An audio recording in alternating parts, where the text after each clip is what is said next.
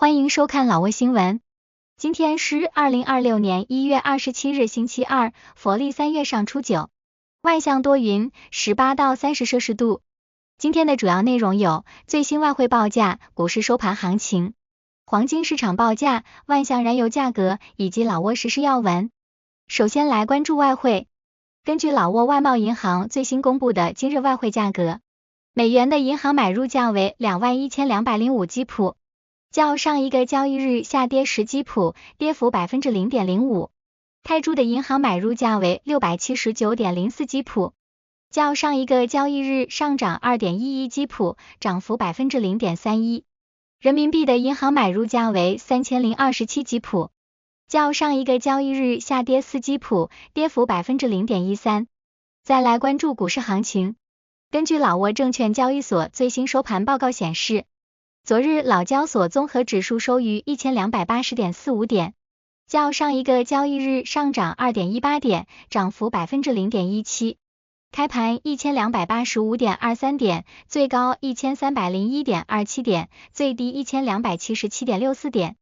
成交量75万2600股，成交金额9亿5217万9000基普。成交量最高的股票是中老证券，收盘价150基普，交易量31万6700股，其次是外贸银行和老挝电力。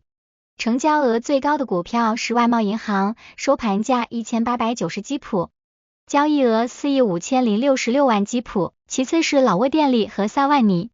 接着关注黄金价格。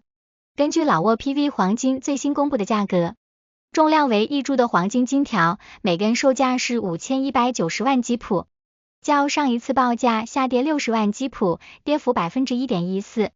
然后关注今天的万象油价。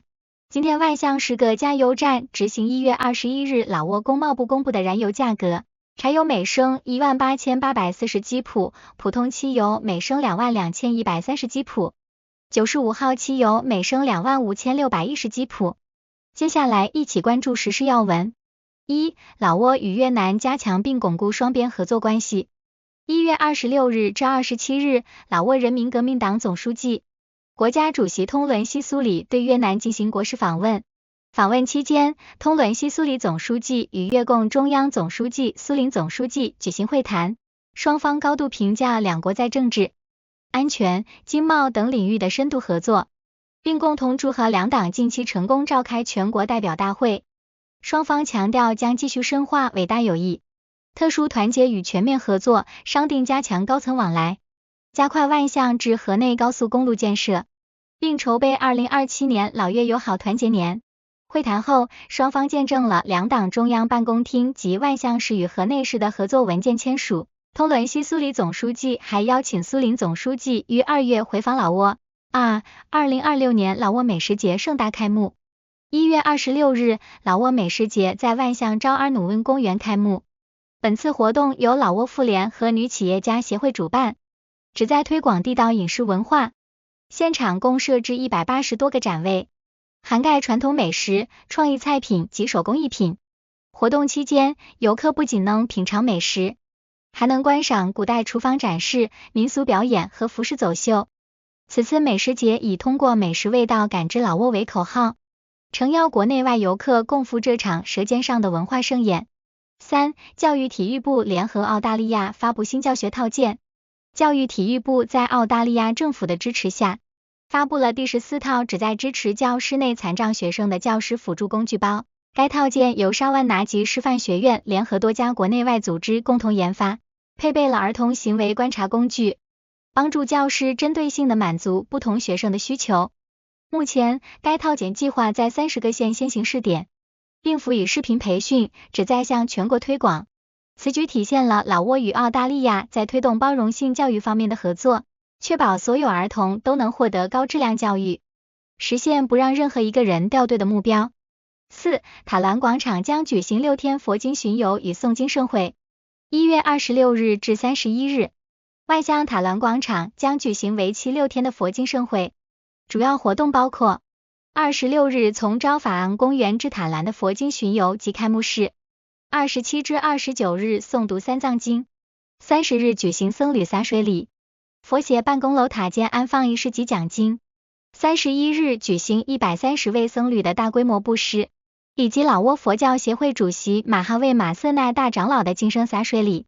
此次盛典及宗教仪式、文化传承与大楼落成庆典于一体，是老挝佛教界的重大活动。5. 第23届日本武道示范展在万象举行。1月24日，第23届日本武道示范展在万象举行。老挝柔道、空手道和气道及剑道协会的运动员展示了训练成果，运动员代表还分享了武道心得。日本驻老挝大使小泉勉致辞感谢各界支持，回顾了两国武道交流史，并提及日本爱子公主去年访老挝时对武道表演的赞赏。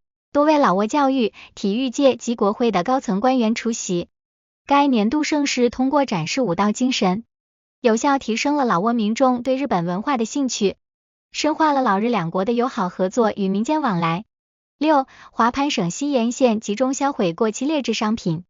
近日，华潘省西沿县多部门协作，在当地垃圾场集中销毁了一批价值1300多万基普的过期和变质商品。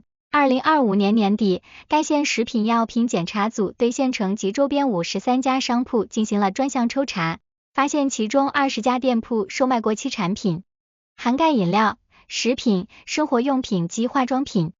此次集中销毁行动旨在保障民众消费安全，严厉打击市场违规经营行为。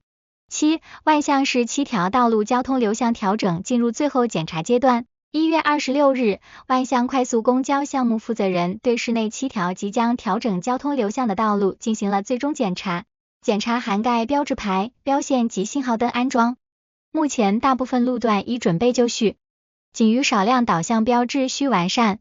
本次调整涉及顿站路、诺焦库曼路、曼塔图拉路及加利尼路均改为双向通行，昭法昂路调整新流向，马霍索路增设快速公交双向专用道。政府部门近期将通过新闻发布会详细通报具体变更内容，提醒市民关注官方通知，确保正式开通后交通顺畅。8. 老挝女子轮椅篮球队在亚残运会摘得银牌。近日，在东盟残疾人运动会女子轮椅篮球决赛中，老挝国家队与实力强劲的泰国国家队展开了巅峰对决。